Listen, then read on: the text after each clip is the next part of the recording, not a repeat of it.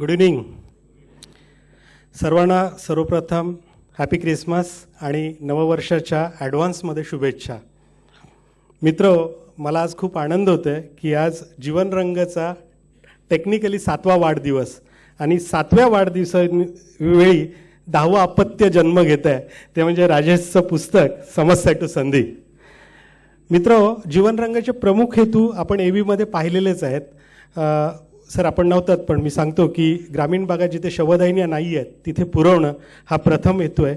त्याच्यानंतर दुसरा हेतू राजेशजींसारखे जे दिग्गज आहेत, आपल्यासारखे दिग्गज आहेत, अशा लोकांना, इथे भालेकर सर आहेत, अशा लोकांचे विचार यांच्यापर्यंत म्हणजे सर्वसामान्यापर्यंत, मित्रापर्यंत, उद्योजकांपर्यंत, व्यावसायिक सर्वांपर्यंत पोचून त्यांची सर्वांगीण प्रगती व्हावी हा जीवनरंगाचा दुसरा हेतू आहे. त्याला मी जीवन रिचार्ज नाव दिलं आहे आणि जीवन रिचार्ज अंतर्गत आज आम्हाला राजेशजी रिचार्ज करतायत.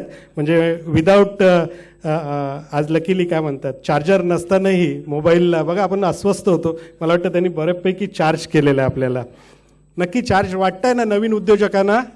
हां, कारण मला नवीन उद्योजक इथे बसलेले पाहिजे आहेत. काही वर्षांनी राजेश जेव्हा तुम्ही पुस्तक विकत घ्याल आणि ते वाचाल, विकत घ्याल आणि वाचाल, हे जाणून बुजून मी बोलतोय, कारण ते गरजेचं आहे. कारण एखादी गोष्ट फुकट मिळाली की त्याची किंमत राहत नाही. आणि ते पुस्तक वाचून जेव्हा तुम्ही तुमच्या जीवनात भरारी घ्याल त्यावेळी मला हे सर्व जे उपक्रम आम्ही करतोय ते सार्थ झाल्यासारखे वाटतील.